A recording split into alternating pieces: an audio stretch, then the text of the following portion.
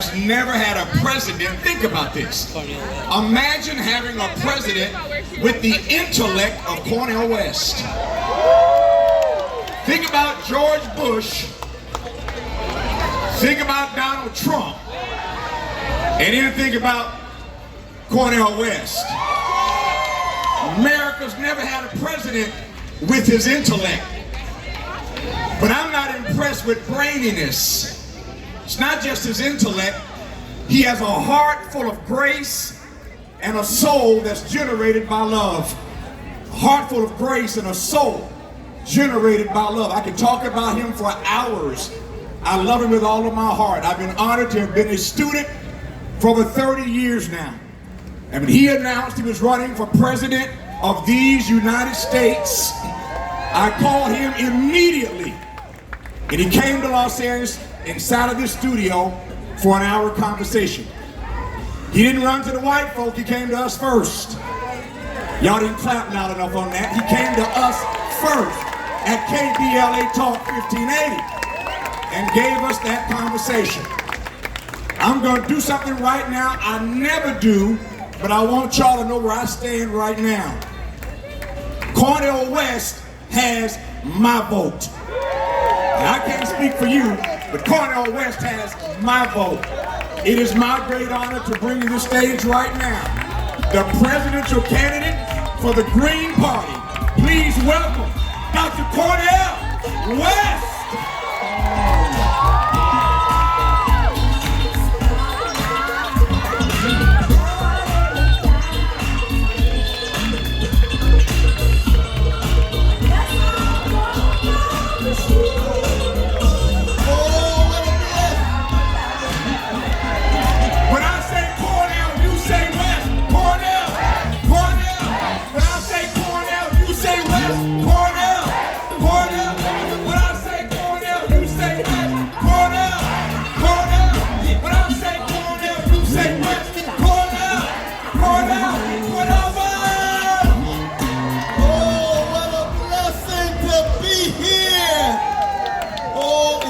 See how beautiful you actually are from this perspective. But we want to begin by saluting our dear sister, Dr. Melina Abdullah, who is the leader of Black Lives. Where is she? She's somewhere here down here. She's somewhere down here. Where is she? Melina, come on up there, sister. Come on up there, sister. No, because we gonna focus on the suffering today. We're going to focus on resistance, but just wave at the people. Wave at the people, our dear sister. Here's our dear sister, the Black Lives Matter grassroots. Yes, indeed. You know and I know that we are who we are because somebody loved us. Somebody cared for us. Somebody attended to us. Somebody sacrificed for us. Blood, sweat, and tears. And I don't know about you, but everywhere I go, I tell the world that my greatest honor in the world is being the second son of Irene B. West and Clifton West on the chocolate side of Sacramento, California, inseparable from Shiloh Baptist Church, with Willie P. Cook, my pastor, and Deacon Hinton, and Sarah Ray, my vacation Bible school teacher. That's where I come from. And we had the Black Panther Party right next door in Oak Park, right there on 9th Avenue with Mark, Tima, and others. Let's give it up for the Black Panther Party and their legacy, Cluny Lane. Oh yes, you don't have to agree with folk to know when they for real. They ain't fake, they ain't phony, they're willing to sacrifice for something bigger than them. That's an Ashford Simpson moment. Ain't nothing like the real thing. And then to acknowledge, and that's what we're here for, not just these 10 years, we're here for the 400 years that we have been wrestling with what it means to be human in this strange land. How do you sing a song in a strange land? And let us not be deceived. There has never been a people who have been so chronically hated for 400 years, every day, every week, and every month. That's what Trayvon Martin, that's what Sandra Bland, that's what Pee Wee Fife, that's what all those precious folk are talking about in terms of how they speak to us from the grave. But one thing did you notice? Did you notice when the families came up, when Sabrina stepped up? What did you see when Sabrina stepped up? You saw so much grace and dignity and power. You saw style. You saw a tradition working through her, because no matter what kind of hatred coming at us, we just keep dishing out love warriors every generation. Here they come. Here come Harriet Tubman. Here comes Frederick Douglass. Here come Ida B. Wells Barnett. Here come Malcolm X. Here come Marcus Garvey. Here come Martin Luther King Jr. Here come John Coltrane's Love Supreme. Here come Donny Hathaway. Someday we'll all be free, and we ain't even got the Stevie Wonder's Love and Need of Love yet. Oh, what a great people.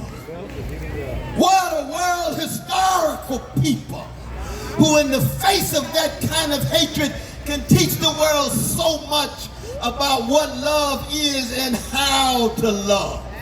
That's what the caravan of love of the Isley Brothers is all about. That's the love train of the OJ. All right.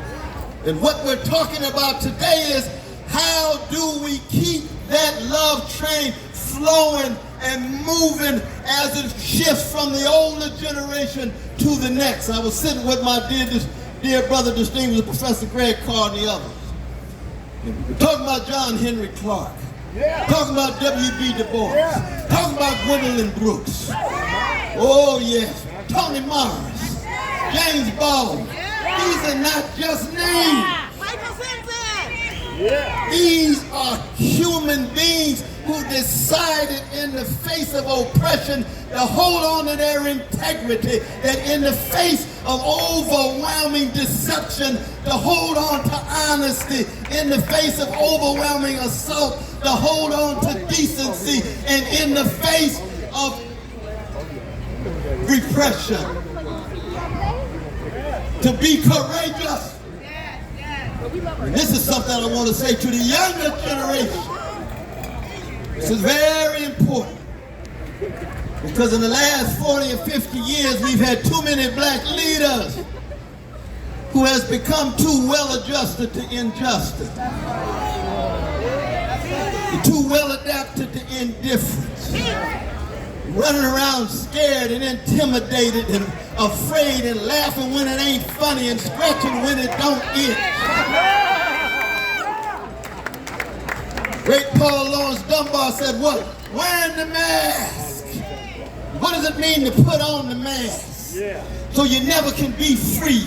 You'll never get off the plantation by wearing the mask.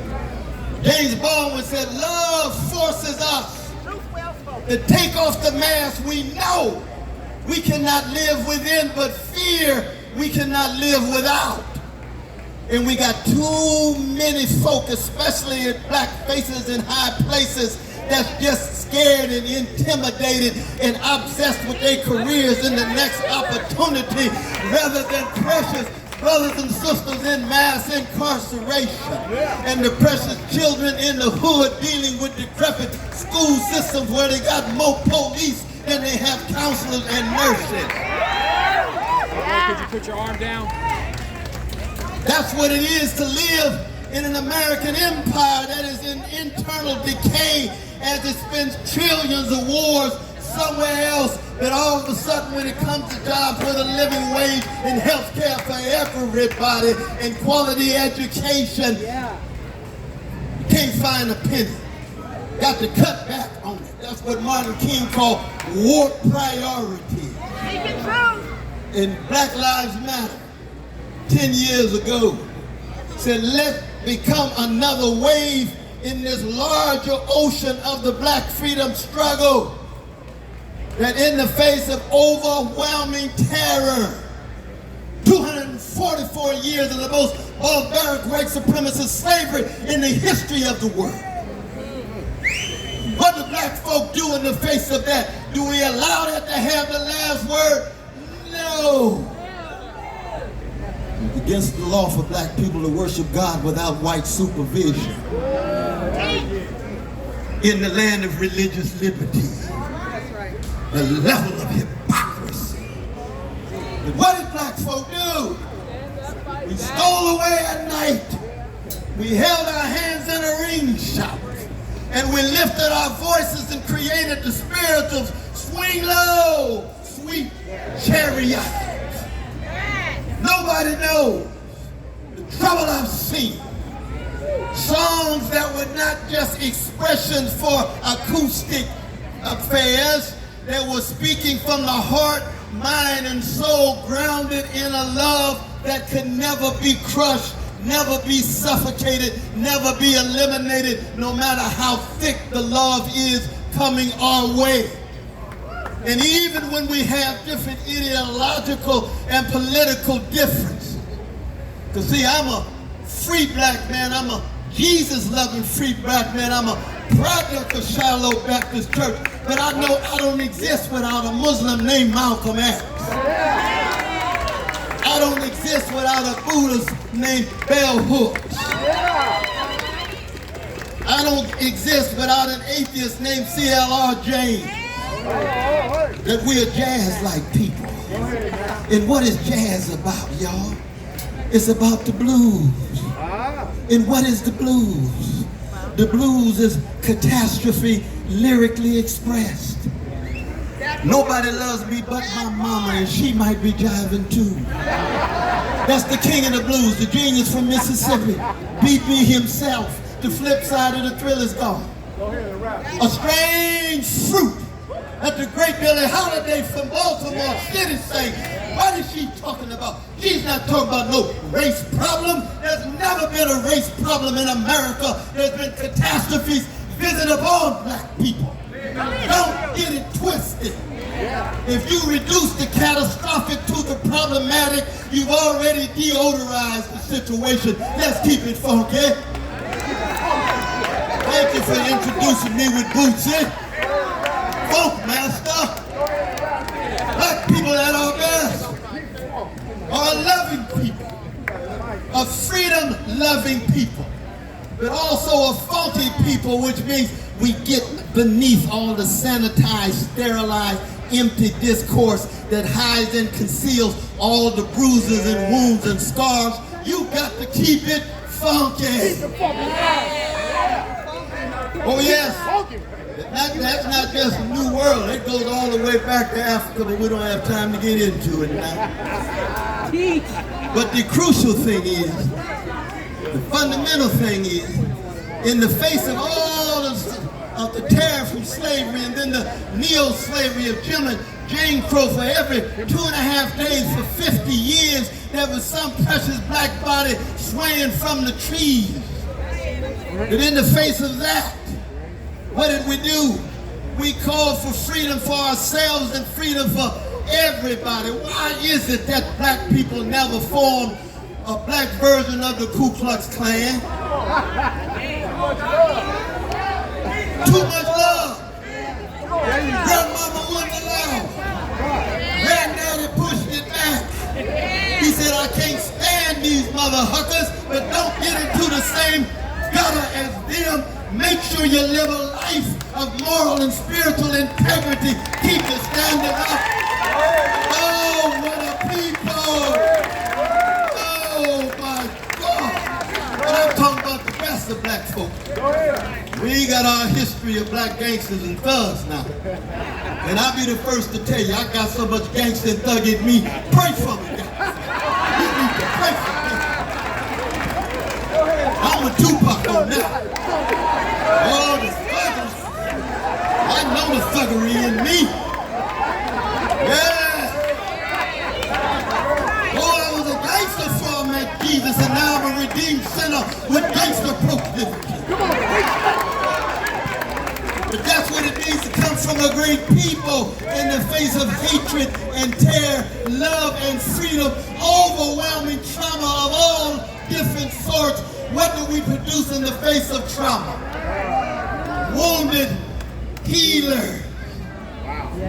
Henry knew it. That's who Aretha Franklin is. That's who James Cleveland is. That's who Luther Vandross is.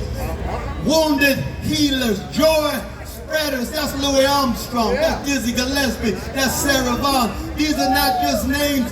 They are the best of America. And so when I go around the country, I say, I just want to reintroduce the country to the best of America. Let's start on the chocolate side of town. Chocolate City. Oh, yeah. Oh, my dear sisters, my precious Muslim sisters. Let's start on the chocolate side of town. And then what does the world and American empire look like from the chocolate side of town? Oh, they got some painful truths to deal with now, don't they? We got the economists talking about this is the economy looks better than it ever has. This is the best that it can do. Those in power doing a magnificent job. Get off the motherfucking crack pipe. Exactly. Wake up. Take a look at what's going on the other side of town. Yes, there's a strike in Hollywood. I stand with workers. I don't care what color they are, but at the same time, wherever you take a stand, make sure that you are consistent so you're not locked into your little silo, your little truncated framework, and can't be in solidarity with other folk on the other side of town. That's what we're talking about. Martin Luther King Jr. said what? It was 4 things that would bring America to an end.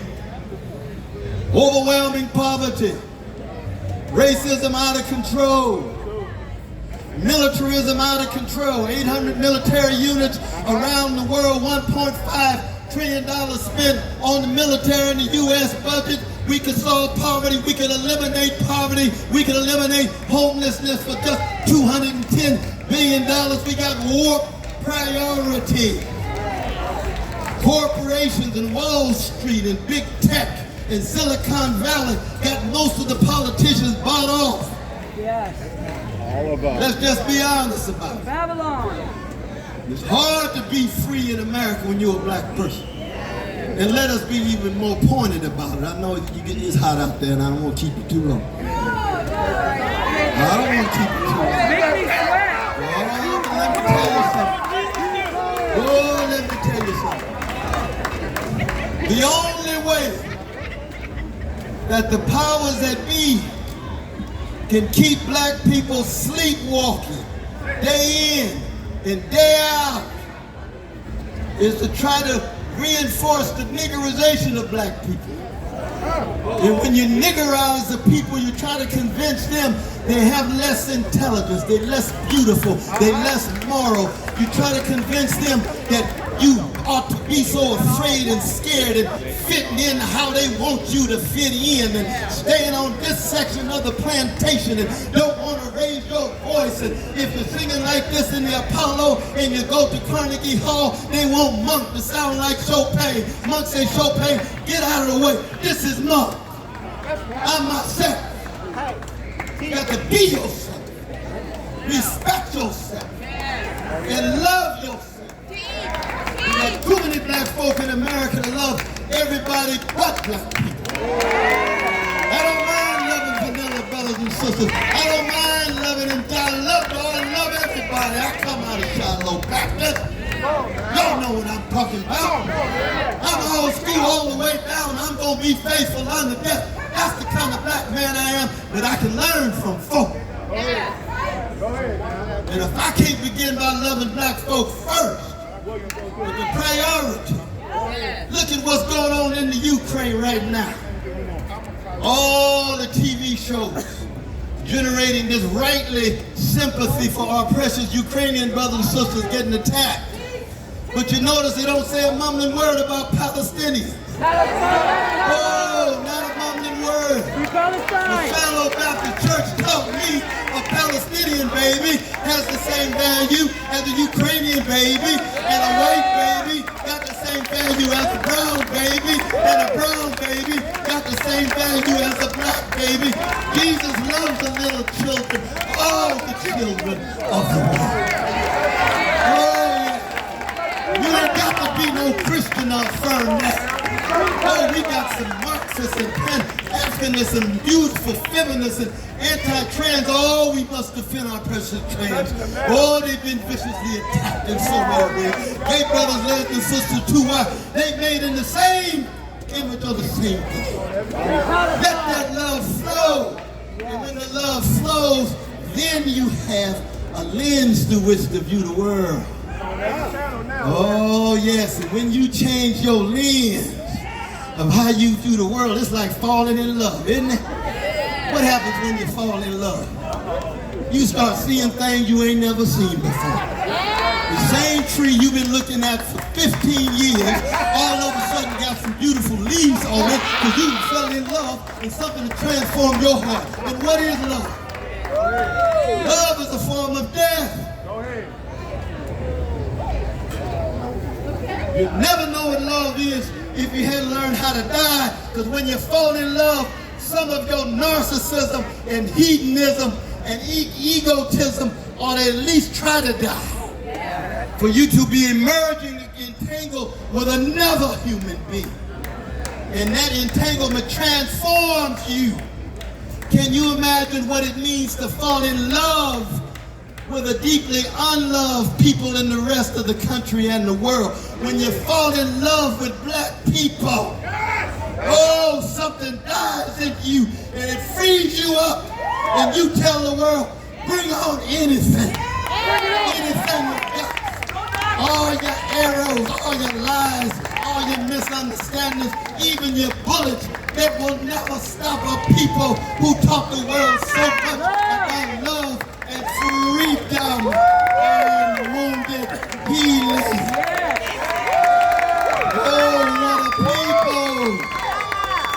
And yet on the other hand, black love in a white supremacist society is a crime. Go ahead. Anybody who falls in love with precious black people, who decides to love black people, not for black people to love you back, but because they're worthy of being loved. Whatever. Unconditional. And when you reach that point, the powers that be will criminalize you. Wrestling with my dear brother Mark Riley Thomas right now. I love that brother. Yeah. Oh, I respect that brother. One of the finest to come out of Los Angeles. Think of all the assassinations, character assassination, literal assassination, incarceration. Matulu, we just lost Matulu this past week. Stepfather of Tupac himself. Yeah. Mumia Abu-Jamal still in prison. H. Brown still in prison. Leonard Beltier still in prison. Are we willing to pay a cost? Now, I'm not saying all of you must pay the cost of martyrdom, but if none of us are willing to die, there'll never be a black freedom movement. You got to be free enough to speak your truth, and speak your truth in such a way that you recognize that your spirit can never be crushed. Why? Because truth crushed the earth and rise again. In the next generation, the next wave of witnesses. And we're at a moment now, y'all. We'll bring this to a close. That if we don't have some black love warriors, that's what Black Lives Matter is all about. Come on, preach it up. And I know my young brothers and sisters tell me all the time, Brother West, we know you James Brown generation, but stay woke. I say, well, now I'm 70 years old. I can't stay woke all the time. I'll suffer from insomnia if I stay woke all the time.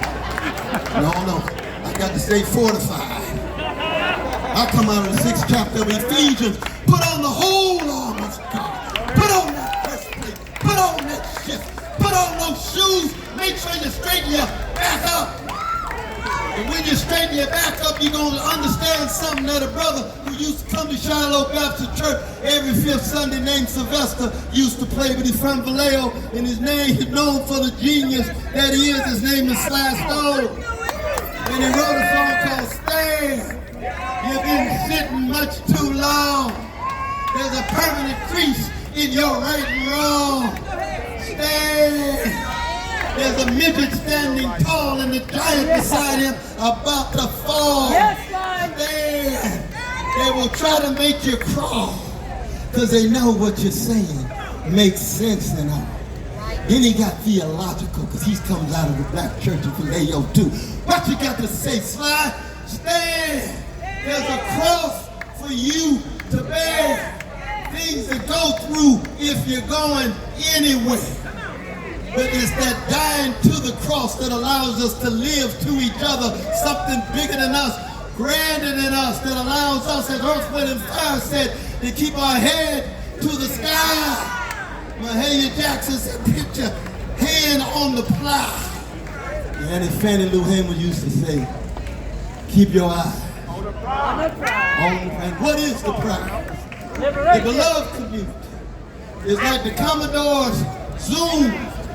It's a freedom song, a freedom dream, dreaming about a world where you don't have to deal with the police coming at you, a world where you don't have to deal with bullets and guns coming at you, a world where you don't have to deal with bosses on the job engaging in racist microaggressions, a world where people can connect to each other as human beings.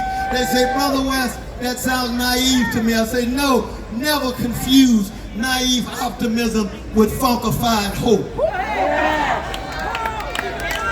I'm a prison of funkified hope, grounded in a black love, connected to a great people who keep dishing out these love warriors, freedom fighters, wounded healers, and George shares.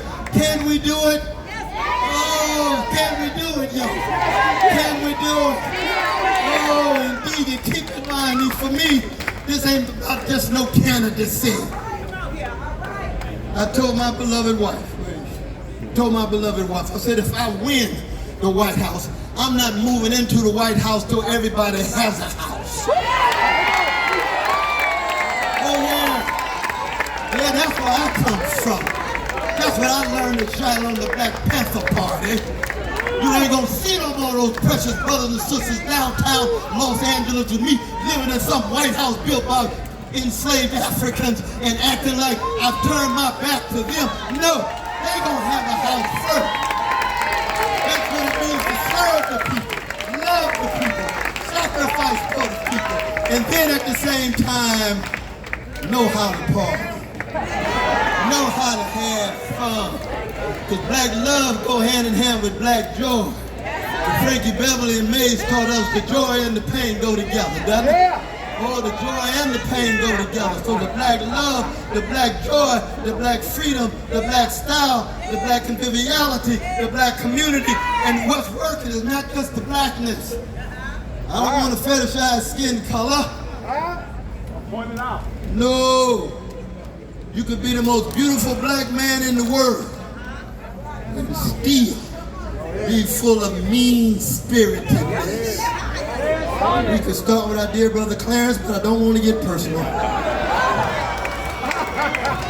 He's a beautiful black man in terms of his aesthetics and his face. Looks like an uncle of mine. But when it comes to his actions and his deeds, he's on the other side. So it's not just skin pigmentation, it is your spiritual fortitude, your moral education, your spiritual cultivation, and the courage and integrity that leads you to want to be faithful unto death. Thank you all so very much.